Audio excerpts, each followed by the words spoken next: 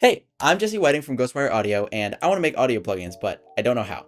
So welcome to day 3 of MicroDSP, where we learn digital signal processing through little micro projects. Today's project is also pretty simple, but incredibly necessary, and that is a zero latency bypass switch. The idea is primarily to have a smooth yet quick crossfade between dry and wet audio. In this case, for the first second, the output is completely dry, meaning it retains the full original signal. Then, over a short fade window, for example 10 milliseconds, we're going to want to ramp linearly from the dry to the wet signal, with the wet signal being the dry signal multiplied by a gain factor. Now, if you're confused on that part of it, I do explain how to make a gain processor in day 2 of MicroDSP, so I highly encourage you to go check that out. After this fade is complete, the output is fully wet, meaning it has 100% of this added effect. This fixes one of the most annoying problems in audio software. That being, when you instantaneously bypass an effect that modifies the waveform of the clip, you can get some really annoying clicks.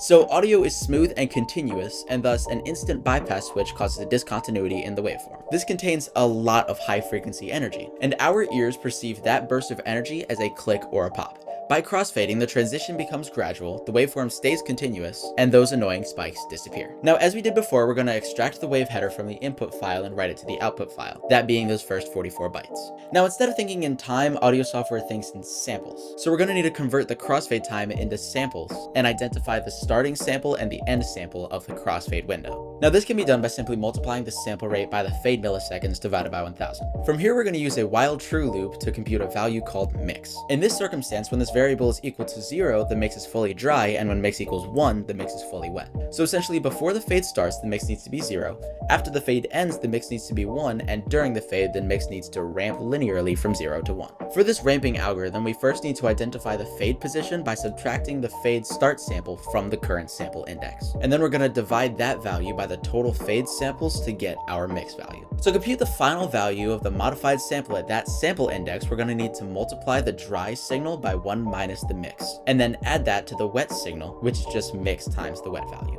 That single equation is the crossfade, which prevents any clicks and pops. After mixing, we need to clamp the value into a valid 16-bit range, which I explained in day 2, cast it back into a static 16-bit integer, and write it to the output file. And that's it. This technique is obviously used in bypass switches, but is also used in parameter controls, automation, and almost all real-time plugin controls. And yeah, that concludes day 3 of MicroDSP. I will catch y'all later, and stay wired.